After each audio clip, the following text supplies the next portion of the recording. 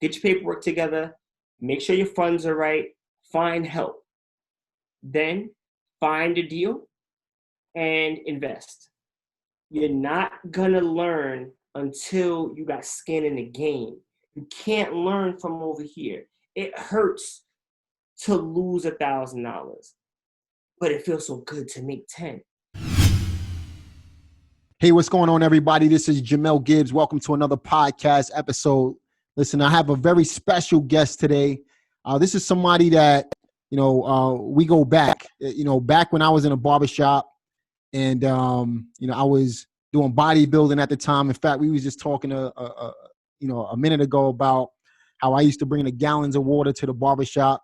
This is when I first started in the real estate business. In fact, I was just thinking about real estate. I was into natural bodybuilding. I still do work out today, obviously. If you can't tell, I'm sure you're able to tell.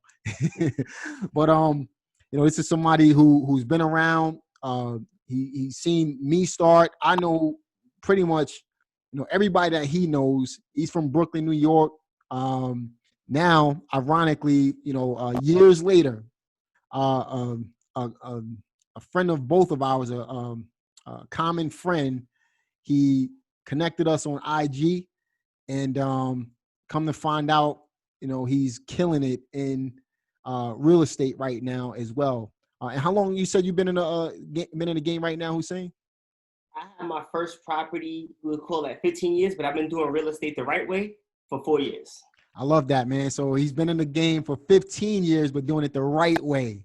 You guys caught that? Doing it the right way for 4 years. So we're going to talk about what he's doing in his business today. We're going to talk about what you can do in your business as well, how you can copy what he's doing to be able to get your business off the ground. I'm not sure where you guys are right now in your business, but wherever you are right now, here's somebody who has been in the game almost as long as I have.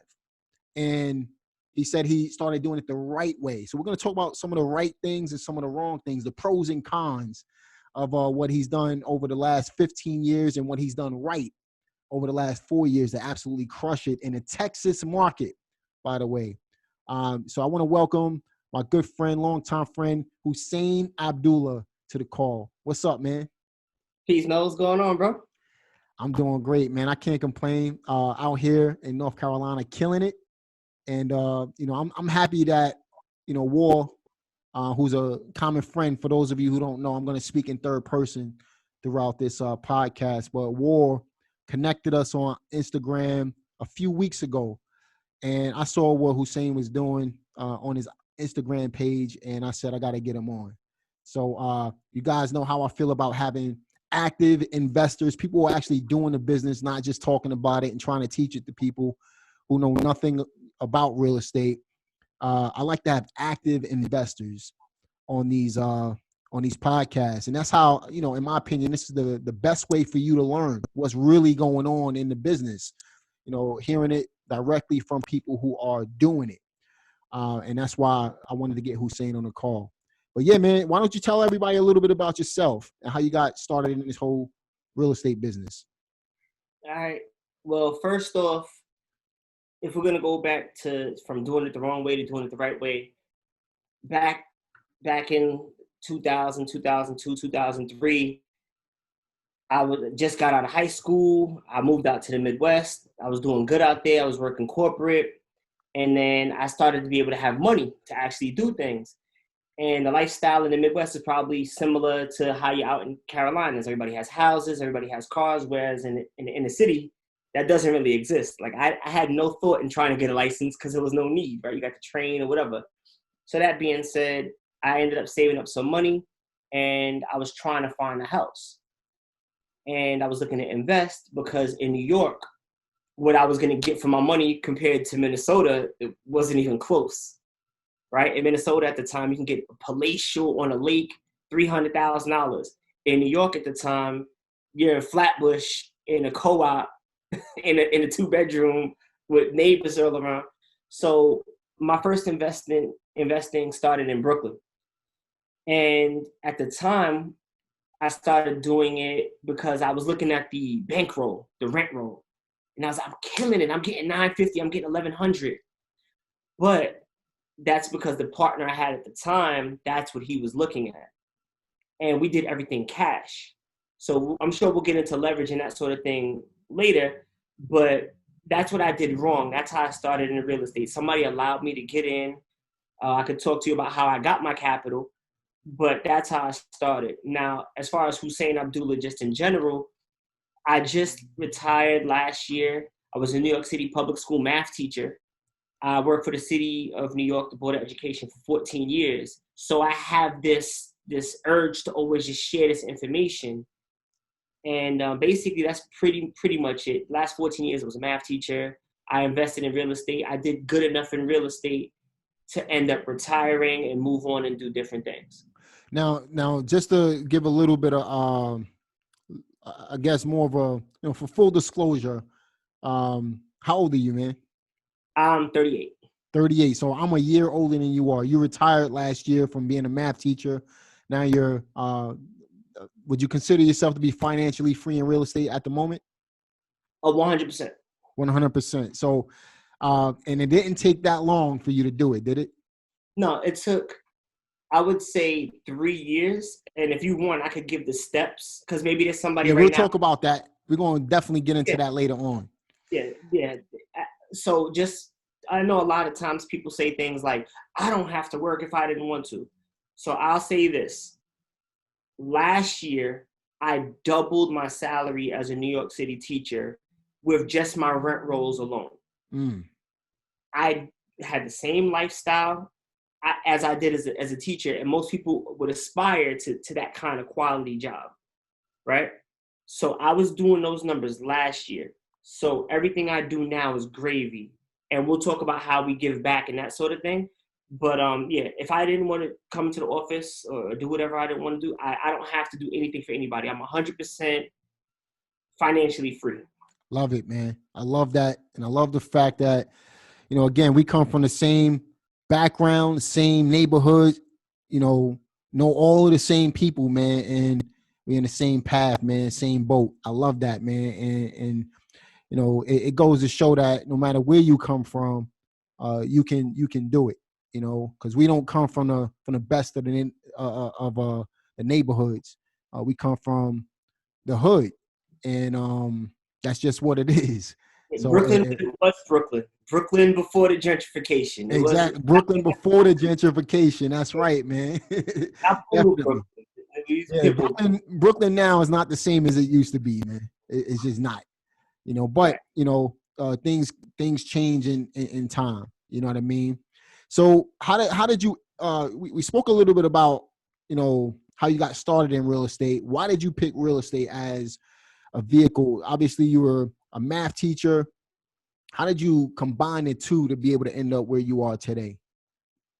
Well, when I was younger, I always was known for like having a business or doing a venture. My father's a business owner, and I always had that instilled in me, like to get your own and to make moves and kind of the hustle.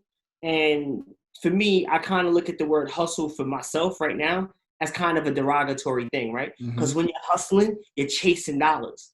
Like I don't chase money anymore. So I got into business because it just makes sense. Like I get a thrill out of like closing deals and that sort of thing. And mathematically, it made sense, right? Because I believe that trading time for money is the worst proposition that there is known to man, because time is the most priceless thing you have. So how could somebody tell me I'm gonna give you $10, I'm gonna give you $20, I'll give you $30 for my time, which there's no price on? So I started investing in real estate because I started to learn about passive income. Somebody gave me the book Rich Dad Poor Dad when I was like 18. So I opened it up, read it, opened my first CD, my first certificate of deposit. And then I started to look at things like, wait, I have a credit card. That's money. If I could take this money. So I started to do things like that. So I fell into it because I understood math. And I understood that, let's say if a credit card was 20%, but I can make 50%, I'm making 30% off of somebody else's money. It's 100% profit for me because I'm using OPM, right? So that's how I fell into it, through literature and through practice and experience. That's great. That's awesome, man. I love that. you were able to catch it and make that transition too. Because most people, they kind of get stuck in what they're doing at the time, and they don't think outside the box to be able to help themselves move further ahead in life. So I love that, man. I love that story. So what aspect of real estate investing are you focused on right now? I have a few different silos. So this year I just started in wholesale. Now, for people who may not know wholesale is basically just become a middleman. You find a motivated seller, let's say he has a $100,000 house, but you could get it for 50. Now you could sell that house to somebody else for 80. Why? Mm-hmm. Because you're giving them a 20% savings. So now you're still a motivated seller. So I've been able to orchestrate those types of deals. So Now let's stop there for a second, because I did see your chart. So you had a goal. What was your goal last year when you first started? If you guys can see the board right up here, I don't know if you could read it, but my goal, because I just learned it this year, Mm-hmm. was to do 10. I figured one a month. I learned the process. I hit 13. I got 2 closings today. By the time this podcast comes out, I'll post it on Instagram or whatever if you want to add it. I'm at 15 wholesale deals so far this year. And that's what's slowing things down. And that's where we're ending 7 months in right now. So that's, it just goes to show, again, you put your mind to it, guys, you could accomplish whatever you want. So Hussein, he was doing a different kind of investing before, which we'll talk about, but he just said, I want to get into wholesaling. I want to do 10 deals this year. And he's already surpassed that goal. And we're a little bit past the halfway mark of the year. So Right. It's just prime time to be in real estate right now. So you're doing wholesaling, and what else? I'm doing flipping. Mm-hmm. I started flipping 2 years ago in Philadelphia, Mm-hmm. with the market before it exploded. And that's really how I made my wealth. Because And for those of you who don't know, flipping is buying, fixing, and selling properties, basically rehabbing. Right. So you made most of your wealth there. Yeah, in Philly at the time, you could buy a row house, a 3-bedroom row house for $4,500, like the whole house, $4,500. Now those same houses are $85,000, $95,000. So we were buying them for 10, 11, and selling them for 60. And I mean, like in a week, because they were worth, 75. Mm-hmm. Again, what I like to do is I like to add value, right? It's something that I guess we get from where we come from, right? You always got to be able to compete. So I felt like I don't need to make 50 when 30 will do. Coming from 30,000 in a day, that's a good day, and then we're doing 3 or 4 a week. So I did that, and I took my profits, and I was just a landlord. Mm-hmm. So I took my rent rolls, and then my property value swelled. So I just pulled equity, and then I repeated. And so I'm a landlord. I do property management. I do wholesale, and I do flipping. And I also do consulting. And I just want to go back to something that you brought up. When we had our banter before we spoke, we talked about people who motivated us. And I think that is critical for anybody who's watching this podcast. Jamel, and I'm gonna speak for you, just stop me if I'm wrong. I'm sure has learned, not wasted money, not lost money, but has learned through pain. So have I. There have been deals where I had to learn on the job. And now I'll never pay for that lesson again. And that's why you use a consultant, whether it's Jamel, whether it's myself, whether it's somebody else. If you're going to try to do something like this or any other venture, seek help. It's so much cheaper to pay a tax person than to try to do your taxes. It's so much cheaper to pay a plumber than to try to DIY it yourself. Jamel has the experience. I have experience. So whatever you're going to get from this, the one thing is get help in any venture. It'll save you time and money. Absolutely, man. I love the Philadelphia story, because that's kind of the way I started in the business back in, I bought my first property. I started in the real estate business in 2002 while I was in a barbershop. And we spoke about that a little bit. But when I left the barbershop, I moved out to Pennsylvania.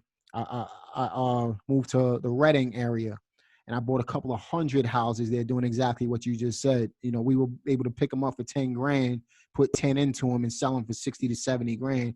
I did 250 houses like that, so it was just a great stepping stone for me before I moved to North Carolina. So I could definitely relate to that whole story, man. It sounds like almost a carbon copy version of my story, which is Right. crazy, man.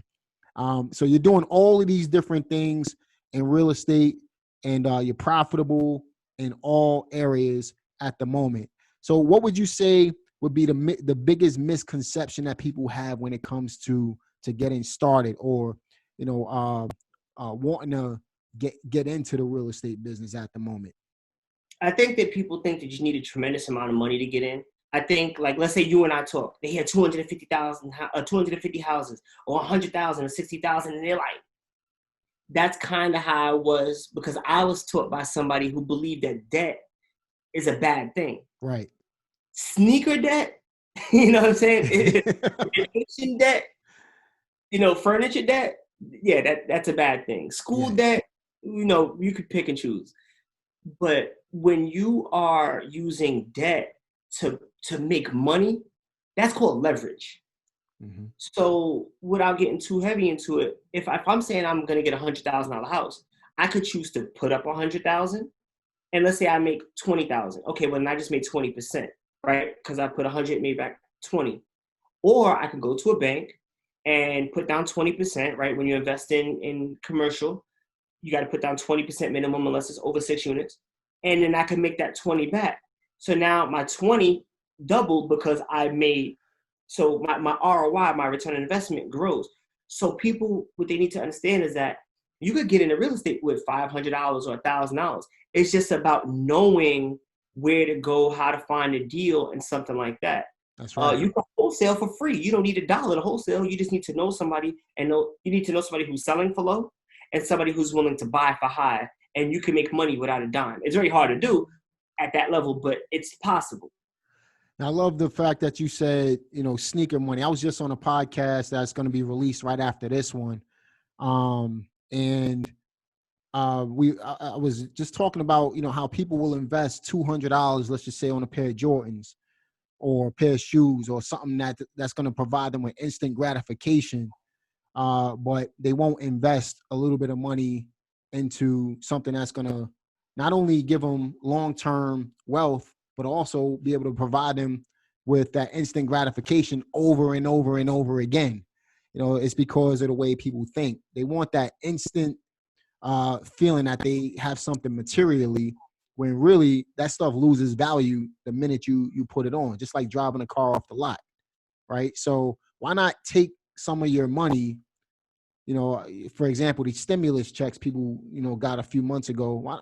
Why not take some of that money and do something with it that's going to help you continue to grow as a person? Invest into yourself, invest into your business, get started doing something, right?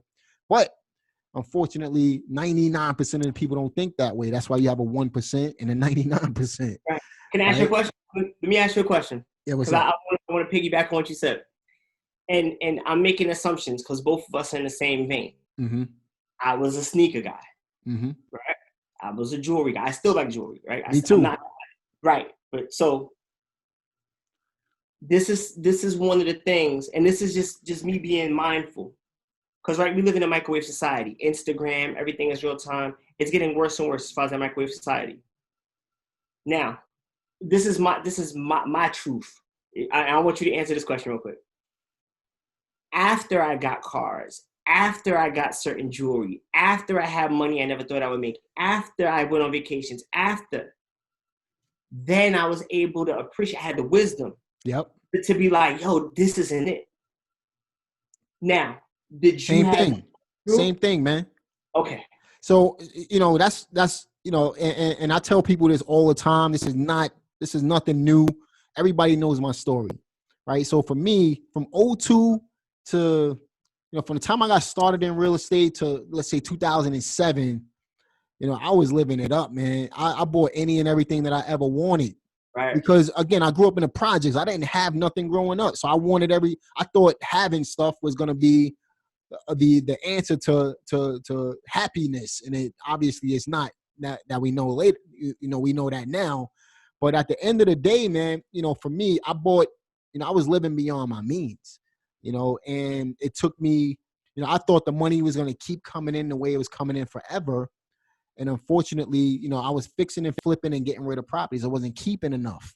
We ended up having 120 rental properties, but that's another story. But I had so much money. I was over leveraged. I had so much money in the market that when the market tanked, I went bankrupt. I was done. I had to start all over. Right. So now I know better. I didn't know that before. Again, mid-20s, I'm buying Rolexes and sneakers and cars and whatever else I wanted at the time. Right. And now I own one Rolex, Right. but I own more property.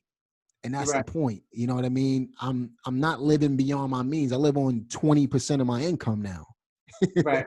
Right. But I had to go through that phase. And so when I speak, and same thing like you, when we speak, we're speaking from experience, trying to prevent people who maybe 20, 25, 30 years old from making the same mistake, yeah, so we had to go through that phase. We had to get what we wanted, but is it worth it in the end? Let me ask you that. What do you Yes. think? Yes, because experience is the best teacher. Now here goes the I love problem it. with that. I'm sure. Well, I'll speak for myself, and you could concur. I love that, man. When I first started getting money, this is what you should do. This is what you should do. Yeah. Yep.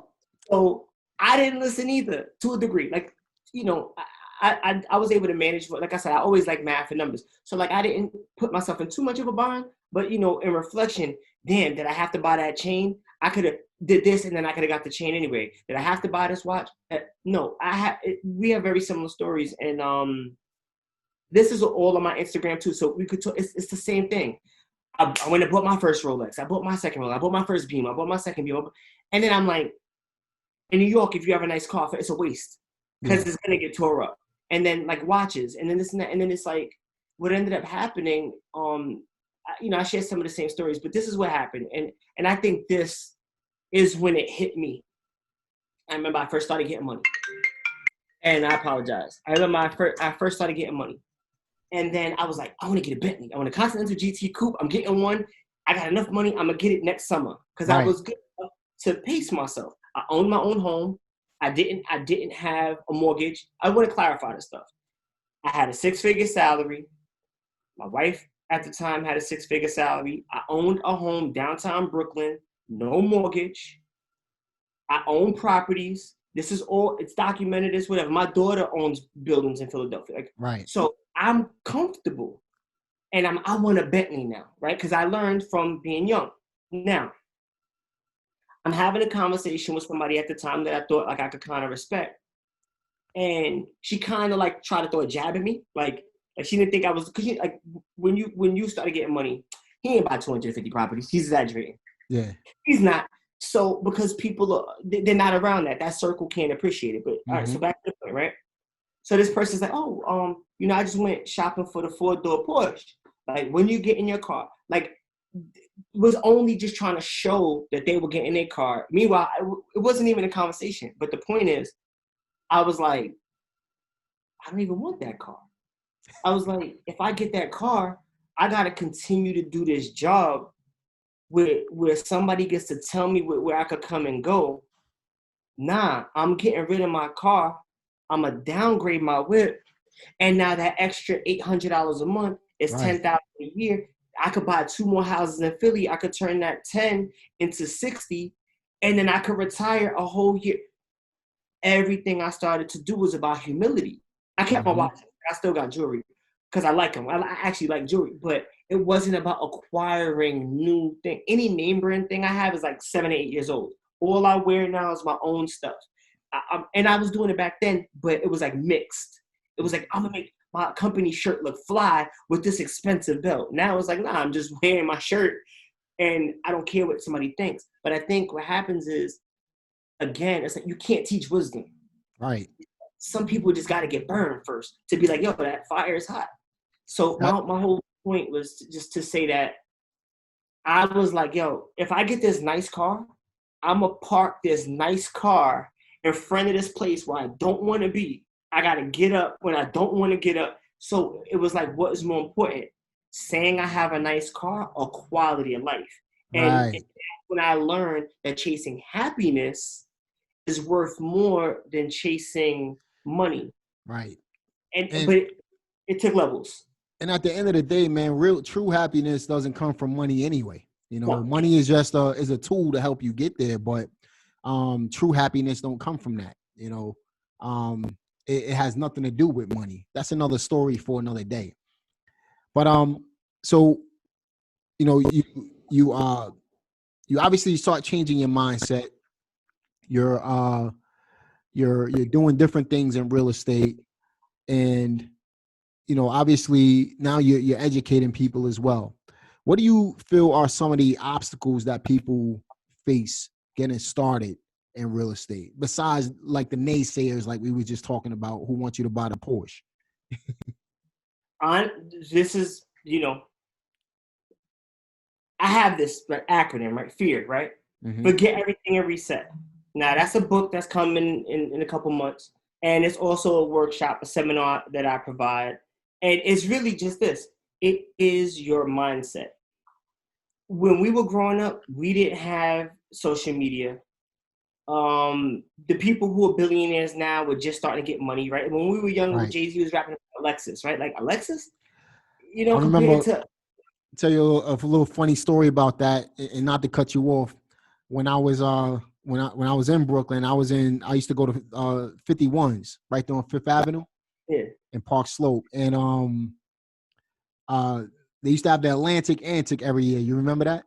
Yeah, I was 88. Yeah. So back in I want to say 92, maybe 93. I'm like 12 years old, man, and I'm with my boy Mike, and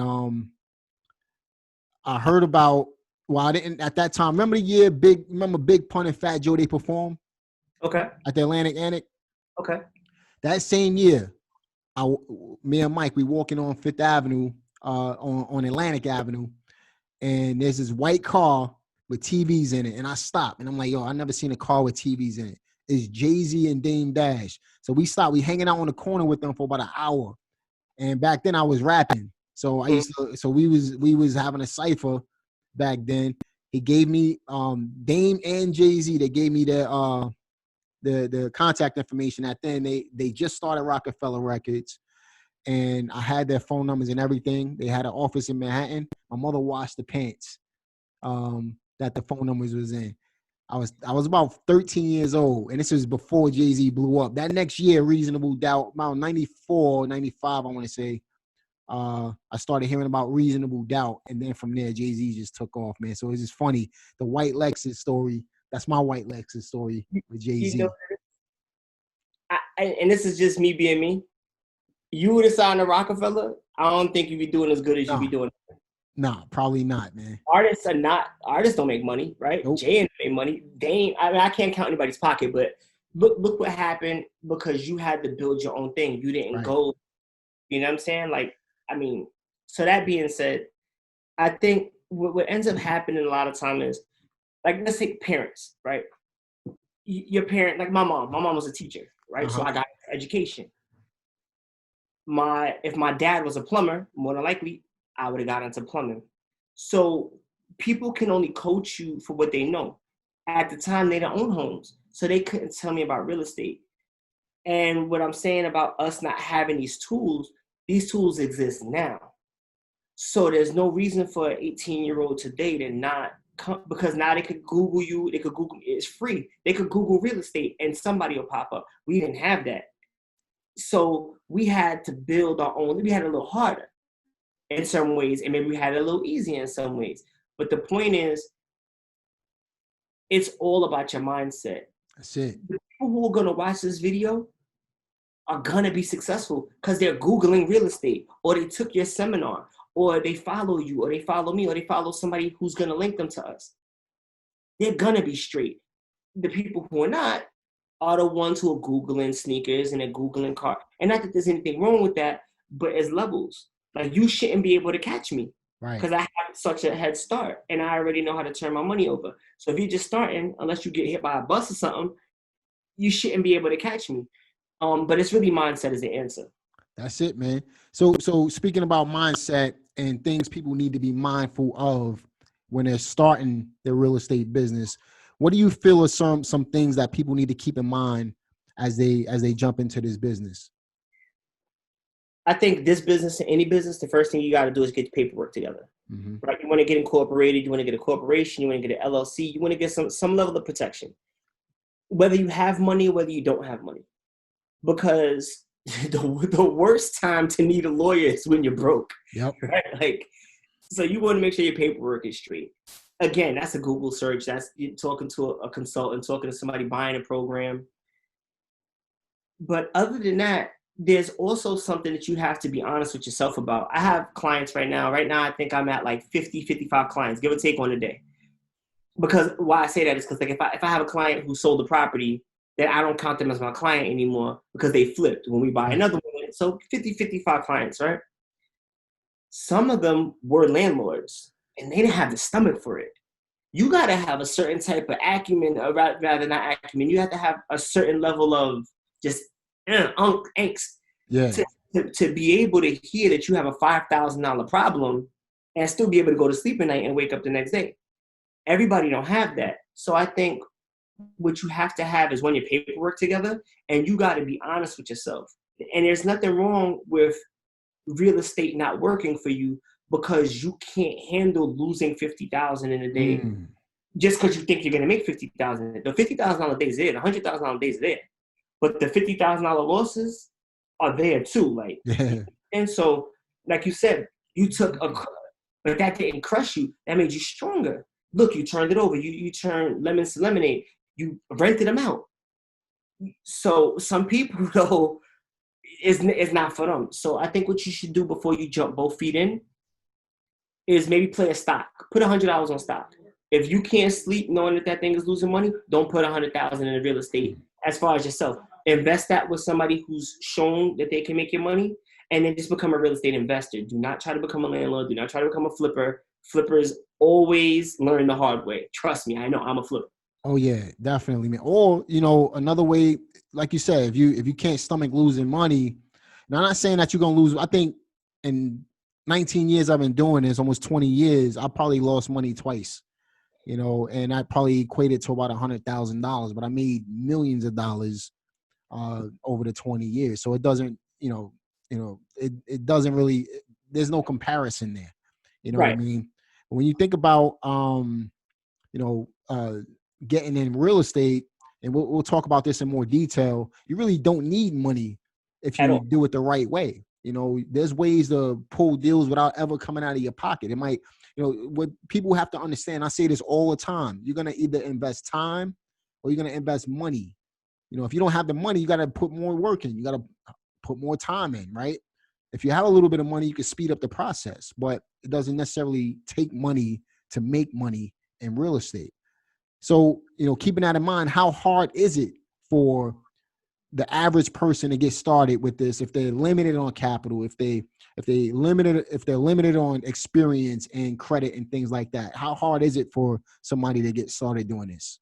I think it's very easy. I think it's a matter of your circle. So earlier I said OPM, other people's money. So just because Hussein doesn't have, let's say it's a $10,000 deal. Mel's like, look, Hussein, I got a deal. You put 10,000, I'm gonna turn your 10 to 20. We're gonna flip, boom, boom, boom. And I'm like, I'm tapped out. That's what I'm saying is mindset. Hussein is gonna be like, I gotta find 10,000. I gotta make $10,000. Whether I'm a porn watch or whether I'm gonna ask 10 people for 1,000 or 20 people for 500, and then say, hey, I'm gonna give y'all 200 each, and I'll take 300 each, or I'll give y'all 400 each, I'll take 100 each, and I'll make 2,000 instead of 10,000. It's really it's as easy as allowing the opportunities to be there for you. It's your mindset. You can get into real estate with $0. But what I would say too about your circle right now, and you got to be honest with yourself. If I told you, if Mel and I called you and we put you on a Zoom and was like, look, 10,000, we're going to turn your 10 to 20 in 90 days. Because that's a realistic thing that we could do. Yep. Do you want to make $10,000 in 90 days? Because you probably aren't earning that at work. All right, you have 24 hours. What are you going to do to get on this deal? Most people would shoot themselves right out the deal because they're like, I don't have it. They wouldn't think about their credit cards. They wouldn't feel comfortable going in there. They wouldn't feel comfortable humbling themselves, asking people for money. Or maybe they don't have the 10 people to ask. That's where I start. If right now you got your crew, you got your family, you got your people, There's two things. If you don't have 10 people that you could ask for $1,000 in dire straits, there's either something wrong with you because you're not worthy of the 1,000, or there's something wrong with the people around you, and that's something you got to change. Because how could you not get 10,000 from 10 grown adults? That's powerful right there, man. When you put that into perspective, y'all need to rewind that part and listen to it again. Yeah, and I'm not saying nothing if you don't have money. Bro, I just had deja vu on everything. Like that's something else. But anyway, so back to the point. Think about it. So credit cards, stimulus checks. I just did a program where I gave 5 times what I was given interest rate wise, just to entice people to give me their free $1,200. Yeah. You know how many people was like this? Like, it's money they didn't even need. People was like, I didn't even lose my job. I got $1,200, and they still couldn't let it go. It's all a mindset, and the reality is that's why people like us are always gonna make money, because it's always gonna be a customer. It's always gonna be a customer. That's 100% true, man. Again, that's what separates the 1% from the 99%. You know, at the end of the day, people sit and watch people get rich rather than taking some type of action on their own, or they make excuses. They put the roadblocks in front of themselves. But like you said, it all starts with the mindset, man. So let's break the mindset real quick. You know, if we had to provide, let's say, a 5-step process for our listeners to get started in real estate, and I understand you cover multiple aspects of the business. What would that, let's say, 5-step process be? What would be the first thing you would do? First thing I would do is make sure my paperwork's together. So a LLC, it depends on your state. It's a couple $100, a few $100 to register. In Texas, it's $300. In New York, it's, I think, $400, $500, something like that. Or you could pay a lawyer or go to a firm, but a few $100. If you don't have, so step 1, make sure your paperwork's together. Step 2, check your income, check your finances. Do you have money to invest? If you have money to invest, your first investment is getting yourself incorporated so you can get the benefits of tax write-offs and that sort of thing. Now, step 2 is going to have an A and B. If you have the money, move to step 3. If you don't have the money, find the money. Step 3, look for someone who's investing in what you want to invest in. Mel's in Carolinas. That's the biggest flipping margin that you could make in America right now. And definitely in 18 and 19. I can't speak for 20 because of COVID. The biggest flips come from the Carolinas. I've been trying to get out to the Carolinas. I just don't have my team, but now we do. So the biggest margin of flips come from the Carolinas. That's documented the last couple of years. So back, we'll go back in order. Get your paperwork together. Make sure your funds are right. Find help. Then find a deal and invest. You're not going to learn until you got skin in the game. You can't learn from over here. It hurts to lose $1,000, but it feels so good to make 10. And I will go back to something Jamel said before. He was like, well, I only lost 2 times. And I'm going to even say back to mindset, I don't think he lost. I just put out a video. So win. Yeah, you learn. And that's valuable. But that being said, I just put out a video on YouTube today. I'll give you the end. I bought a property literally right around the corner, in Westover. I bought it for $54,000, and it came with 3 vacant lots. I put in $12,000 to renovate it, and I sold it for $65,000. If you go by that property, I put in $66,000, and I got $65,000. So some people, oh, you lost $1,000. You're not a flipper. But I got 3 vacant lots. I just picked up the same type of deal, man. I got a house about maybe 30 minutes away. It came with 6 acres of land. All I'm going to do is sell it on 1 acre and split, keep the 5 acres and split them up. Yeah, and do some other things with that. Yeah, you take the money, you plat it, right? PLAT, right? For people who don't know what platting is, that's when they grid it on a map and they survey it. You replat it and then you parcel it off. Yep. It's like pizza. A pizza pie may be $20, but a slice is $3. Yep. 24 is always better than 20. So it becomes a matter of looking at things outside of the box. So one more example. I had a property, because I remember I said I was doing real estate the wrong way.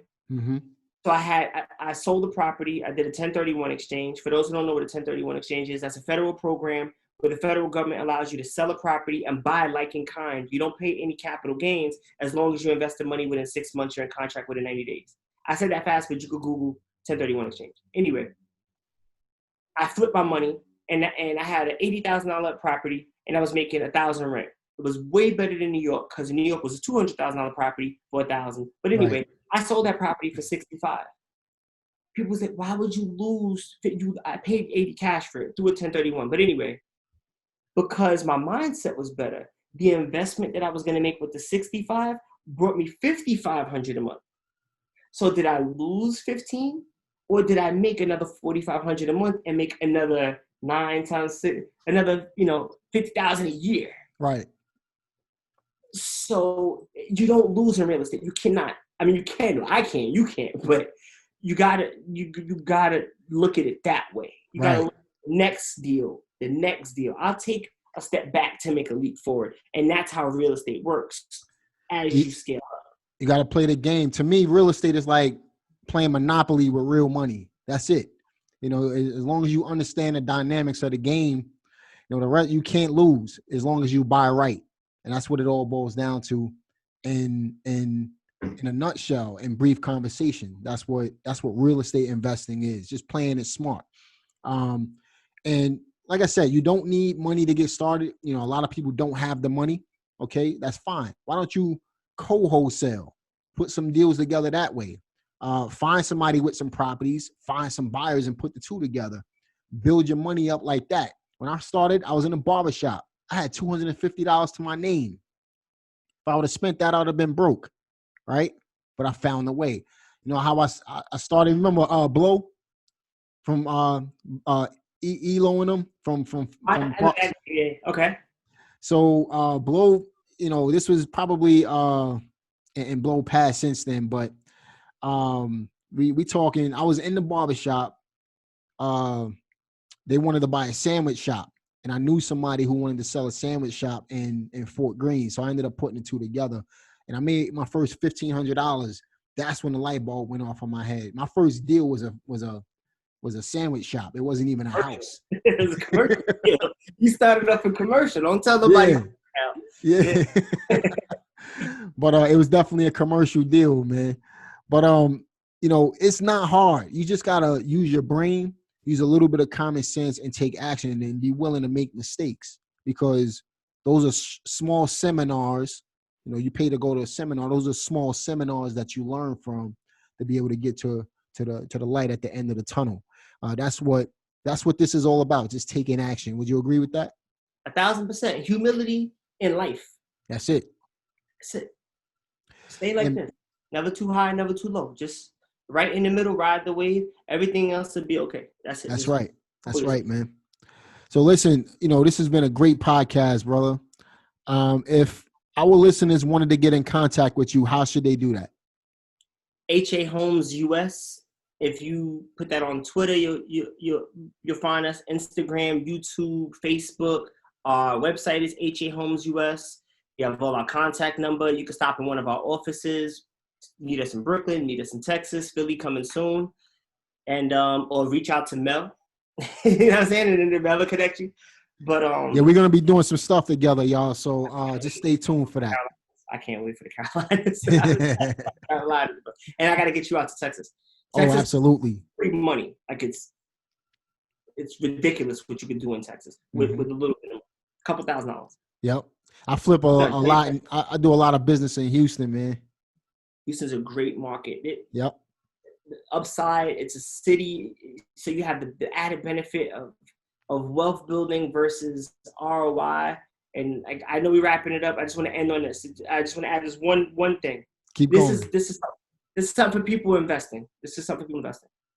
When I was trying to retire, I needed income. So the deals I was looking at were all about ROI, return on investment. I needed money today. So property value increase didn't matter to me. It was how much money I'm gonna get back today so I could quit. Now that I've retired, I look at wealth building. So I can invest in a place like New York now, because New York landlords make no return on their money. But Oh over no. time, that Not product, unless you bought 30 years ago, man. right, right, it doesn't work. So What were you Philly, doing? I got somebody, one of my students, he's doing rooming houses. And he's a friend of mine. He's doing rooming houses in the Bronx. he's killing it. That's SRO, how he don't call it rooming houses, but yeah, yeah. that's how he's killing it right now, man. That's the So only way to do it though in New York right now.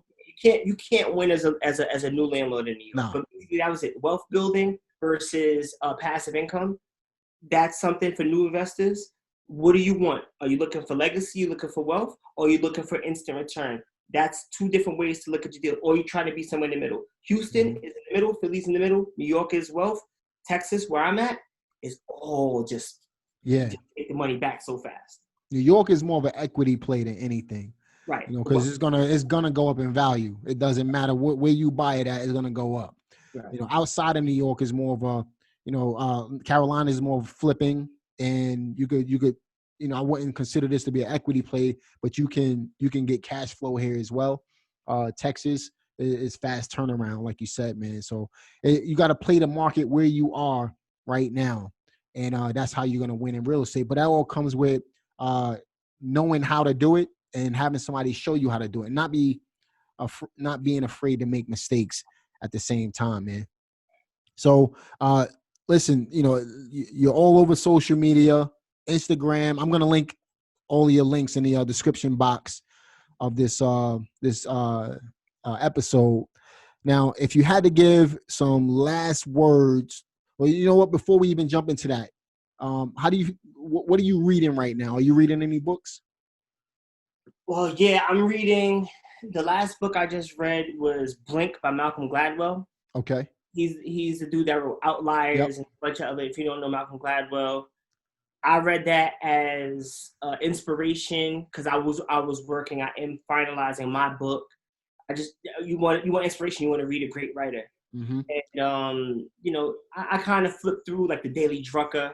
It's basically, it has every calendar day you turn it and it's like a little paragraph and it gives you something. But those are the last two books I really read. Oh, another one, Tung Fu. Tung Fu. It just teaches you how to speak, and because I'm very abrasive and I'm very aggressive, and maybe you gotten that. And then just being young and being black and being a male, sometimes, and maybe being from Brooklyn too. Yep. I'm talking like this and I'm excited, and then people are like DMX is in the room, and I'm like, I get it all the time, man. I'm aggressive too. Yeah, I'm not angry. I'm happy. So Tung Fu, and it also works in relationships too. You know what I'm saying? Sometimes I have to humble myself and my fiance. So Tung Fu is a great book in business. Blink is a good book because it is about the mindset. It's like, Mel, like maybe I'll speak for myself. I don't know how I know something is good, but we can't explain it, but we could do it 9 out of 10 times. So that's an interesting book because my book is about mindset. So it made sense for me to reread Blink. So what's the title of your book? F.E.A.R. F.E.A.R. Love it, man. Forget everything and reset. And the book basically is different stories from my life where I had to stop and rethink things. And it's based in real estate. It was going to be financial education about real estate, but my fiance, you got to have humility, was like, nobody wants to buy that real estate book. She didn't say it like that. She said, not as many people are going to want to buy a real estate book as a self-help book. So boom, she just opened my market up. So I flipped the acronym and was like, yeah, I can still talk about real estate and business, but it's really about self-help. And then it helped me tailor it. It kind of worked out like the 48 Laws of Power. Yeah. The way that the flow worked. So that's kudos to her. You know what I'm saying? That's why we're together. Like, you know what I'm saying? Because you need somebody to build you up. Team building, man. That's what it's all about. That's how me and my wife are, man. Yeah. If you don't have that, if you don't have somebody like, and I say this is full transparency, like my last relationship made sense at the time where we were both educators. We grew apart. It happened life. Now this is what it was. And actually my fiance is my first crush back to Park Slope, but that's something else. We just reconnected. Anyway, that being said, so yeah, if I'm talking about books, that's that. If I'm talking about tips and advice, life stuff, gotta be with somebody who is in the same vein as you. Chris Rock said 2 crackheads could stay together forever. Like, you know what I'm saying? Like, if you like basketball, be with somebody who likes basketball. Don't try to be with somebody because they're attractive. I mean, get an attractive person who likes basketball, whatever. But at the end of the day, if your core values aren't the same, it's never going to work. If I want to work 80 hours a week because I love what I'm doing, and the person I'm with needs 80 hours of attention, it's not going to work. That's right. You know? So we both like what we're doing. And she's like, oh, I could do this. And you got to have somebody that's going to push you to another level. And we do that for each other. And hopefully you find somebody that does that for you. That's right, man. I love this podcast, man. Great episode. Looking forward to having you on again in the future, man. And I know this is going to get some good reviews as well.